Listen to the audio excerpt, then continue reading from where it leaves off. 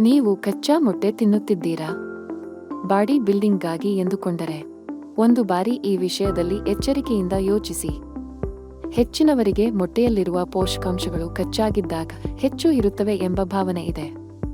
ಆದರೆ ಆಯುರ್ವೇದ ದೃಷ್ಟಿಯಲ್ಲಿ ದೇಹಕ್ಕೆ ಶುದ್ಧವಾದ ಆಹಾರವೇ ಶ್ರೇಷ್ಠ. ಕಚ್ಚಾ ಮೊಟ್ಟೆಯಲ್ಲಿ ಸಾಲ್ಮೊನೆಲ್ಲಾ ಎಂಬ ಹಾನಿಕರ ಬ್ಯಾಕ್ಟೀರಿಯಾ ಇರುವ ಸಾಧ್ಯತೆ ಇದೆ. ಇದು ಜೀರ್ಣಕ್ರಿಯೆಯನ್ನು ಹಾಳು ಮಾಡುತ್ತದೆ, ವಾಂತಿ, ಜುರುಗು ಉಂಟುಮಾಡುತ್ತದೆ. ಇನ್ನು ಮುಖ್ಯವಾಗಿ ಕಚ್ಚಾ ಮೊಟ್ಟೆಯಲ್ಲಿ ಇರುವ ಅವಿಡಿನ್ ಎಂಬ ಪ್ರೋಟೀನ್ ವಿಟಮಿನ್ ಬಿ7 ಬಯೋಟಿನ್ ಅನ್ನು ದೇಹದಲ್ಲಿ ಶೋಷಿಸದಂತೆ ತಡೆಯುತ್ತದೆ. ಇದರ ಪರಿಣಾಮವಾಗಿ ಕೂದಲು ಉದುರುವುದು, ಚರ್ಮದ ಸಮಸ್ಯೆಗಳು ಆರಂಭವಾಗುತ್ತವೆ. ಸಣ್ಣ ಮಕ್ಕಳು, ಗರ್ಭಿಣಿಯರು, ರೋಗನಿರೋಧಕ ಶಕ್ತಿ ಕಡಿಮೆಯಿರುವವರು ಕಚ್ಚಾ ಮೊಟ್ಟೆ ತಿನ್ನಬಾರದು ಎಂದು ನಾನು ಸ್ಪಷ್ಟವಾಗಿ ಹೇಳುತ್ತೇನೆ. ಮೊಟ್ಟೆಯನ್ನು ಕುದಿಸಿ ತಿಂದರೆ ದೇಹಕ್ಕೆ ಅಗತ್ಯವಿರುವ ಪ್ರೋಟೀನ್ಗಳು ಸುಲಭವಾಗಿ ಜೀರ್ಣವಾಗುತ್ತವೆ. ಆಹಾರ ಶಕ್ತಿಯುತವಾಗಿರಬೇಕಾದರೆ ಮೊದಲಿಗೆ ಅದು ಶುದ್ಧವಾಗಿರಬೇಕು. ಇಂತಹ ಮಾಹಿತಿಯನ್ನು ಇನ್ನಷ್ಟು ತಿಳಿದುಕೊಳ್ಳಲು ನಮ್ಮ ನಾಗೇಶ್ವರ ಆಯುರ್ವೇದಿಕ್ ಪುಟವನ್ನು ಅನುಸರಿಸಿ.